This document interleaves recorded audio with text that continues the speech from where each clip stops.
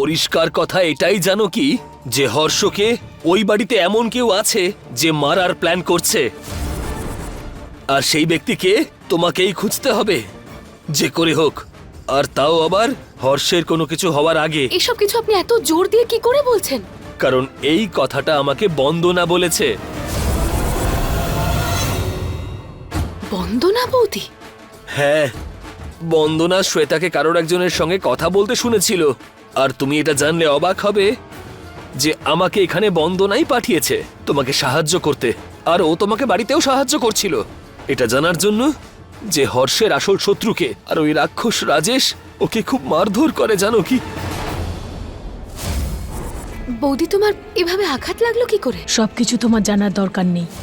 হ্যাঁ জানো কি, ওই অসহায় বন্দনা এত কিছু সহ্য করার পরেও তোমাকে সাহায্য করতে চায়।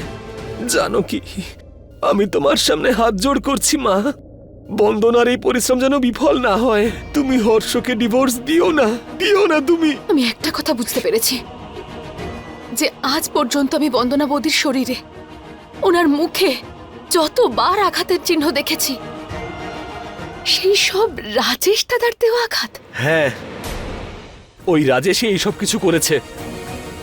জানো কি মা, তুমি তো হর্ষকে ভালোবাসো তাই না? তাহলে গিয়ে জানার চেষ্টা করো যে হর্ষকে আসলে কে মারতে চায়।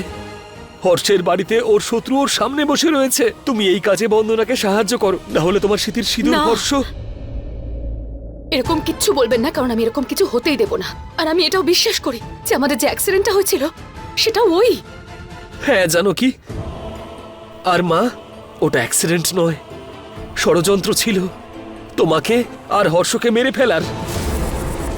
আর শ্বেতা এটা জানতে পেরে গিয়েছিল যে তুমি আর হর্ষ বেরোচ্ছ, সেই জন্য ওই এই অ্যাক্সিডেন্টটা করিয়েছে। এবার জানো কি মা, আমার কথাটা মন দিয়ে শোনো, এই সিদ্ধান্ত তোমাকে নিতে হবে। এখানে থেকে হর্ষকে সুস্থ করতে চাও, তাও ওকে বিপদের মুখে ঠেলে দিয়ে, নাকি তুমি ওখানে গিয়ে ওকে যে কোনো ভাবে মৃত্যুর হাত থেকে বাঁচাতে চাও? এবার ওর মরণ বাঁচন তোমার হাতেই রয়েছে। এবার বলো তুমি, তুমি কি চাও? ওর জীবন নাকি ওর মৃত্যু?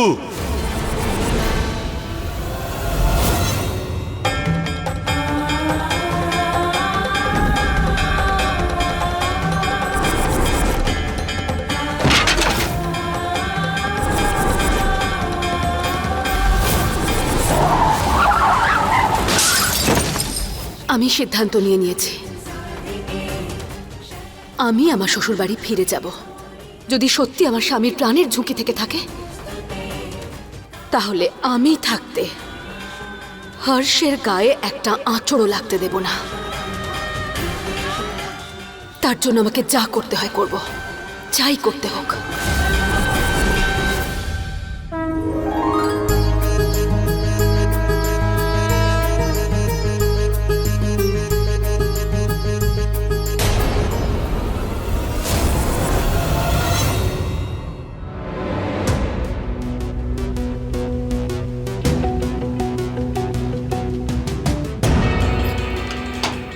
মা, এই দ্বিতীয় প্রদীপটা কার জন্য? আপনি তো সবসময় একটা প্রদীপই জ্বালান, হর্ষের জন্য। হ্যাঁ বৌমা,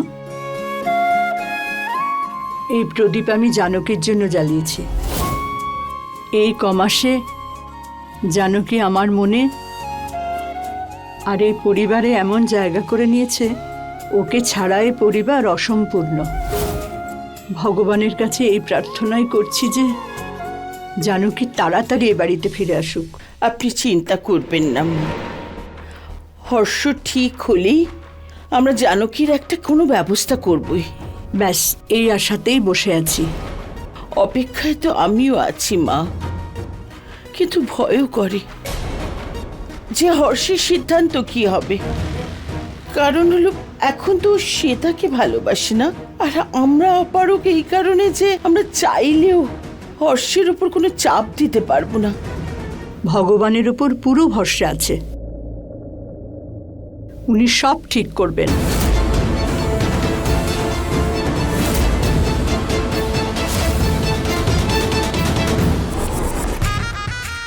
আপনি জানকীর নামে প্রদীপ যতই জ্বালান মা, কিন্তু আজকে রাত্রিরে আপনার ঘরের প্রদীপ নিভেই যাবে, হর্ষও থাকবে না, আর তার সঙ্গে আপনার জানকীও থাকবে না।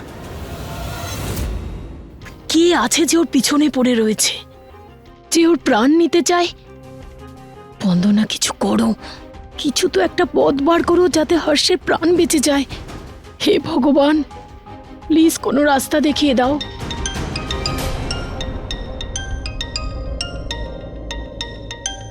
জানকী? হ্যালো জানকী। বৌদি, আমি ফিরে আসছি। তুমি শুধু আমাকে আর একটা দিন সময় দাও। থ্যাংক ইউ জানকী, আমাদের সত্যি তোমাকে দরকার রয়েছে, এমনকি হর্ষেরও। হর্ষ তোমাকে চিনুক বা না চিনুক, কিন্তু তোমাকে ছাড়া অসম্পূর্ণ জানকী। প্লিজ যত তাড়াতাড়ি সম্ভব চলে এসো, আমি তোমার অপেক্ষায় থাকবো। Thank you so much. বৌদি, তুমি থ্যাংক ইউ বলো না। থ্যাংক ইউ তো আমার তোমাকে বলা উচিত। আমি এতদিন তোমাকে ভুল বুঝে এসেছি। তুমি তো আমাকে সাহায্য করতে চেয়েছিলে, আর আমি বৌদি, আমি সব সত্যি জানতে পেরে গেছি। তুমি আমাকে কত ভালোবাসো, শুধু সবার সামনে সেটা প্রকাশ করতে পারো না, তাই না? কত সাপোর্ট করছিলে, কিন্তু সবটাই লুকিয়ে। ব্যাস বৌদি, তুমি আমার পাশে আছো, আমি তোমার পাশে আছি। হর্ষের কোনো ক্ষতি হতে দেব না আমি। থ্যাংক ইউ বৌদি, thank you for all the supporting me.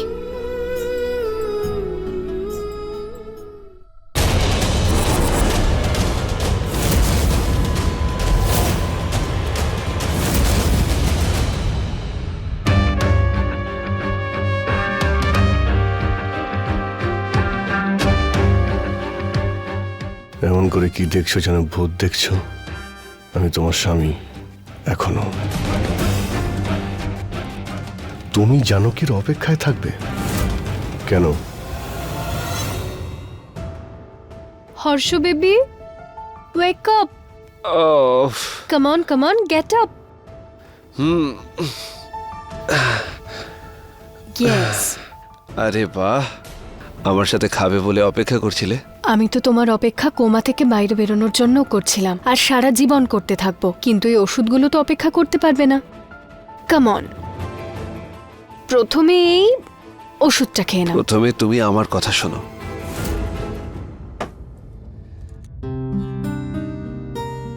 আমি ভাবতেই পারছি না আমার জন্য তোমার উপর দিয়ে ঠিক কি কি গেছে।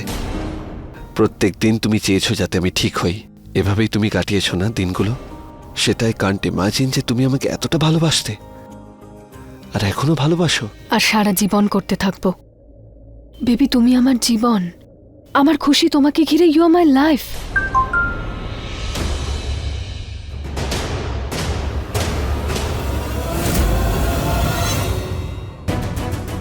হর্ষের ওষুধের বাক্সে একটা নীল রঙের ওষুধ আছে, স্ট্রিপওয়ালা। সেটা ওকে বাকি ওষুধের সঙ্গে মিশিয়ে খাওয়াতে হবে। একটা ডোজ আর কাজ শেষ।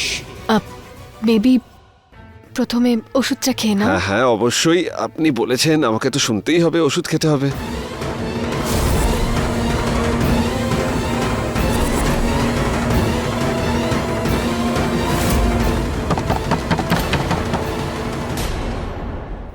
আরে ফোনে কার সঙ্গে কথা বলছিলে? ওই আমি শুধু আমি আমি আমি আমি আমি আমি আমি বলবে কি? উত্তর দাও, কার সঙ্গে কথা বলছিলে? বাবার সঙ্গে। আমি শুধু বাবাকে ফোন করে বলছিলাম যে আমি তোমার অপেক্ষায় থাকবো, যে জানো কি ডিভোর্স পেপারে কখন সই করবে।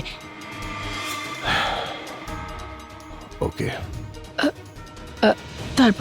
তারপর রিয়েলাইজ হলো যে ওনার সঙ্গে কোনো উকিল বসেছিল, যে কিছু পেপারের কথা বলছিল। আমি ফোন কেটে দিয়েছি। ভাবলাম শুধু শুধু ডিস্টার্ব করা উচিত হবে না। কোন পেপার? কোনো বিজনেস পেপারে সম্পর্কে কথা বলছিল।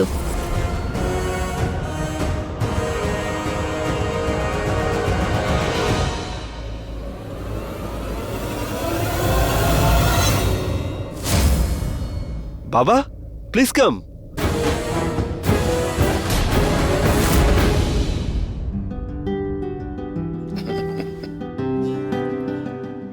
বাবা আসুন। Thank you. বাবা হর্ষ, একদম ঠিক হয়ে গেছো তুমি। আই এম ফাইন বাবা। আমার খুব ভালো লাগছে। তোমাকে ছাড়া আমি একদম একা হয়ে গিয়েছিলাম।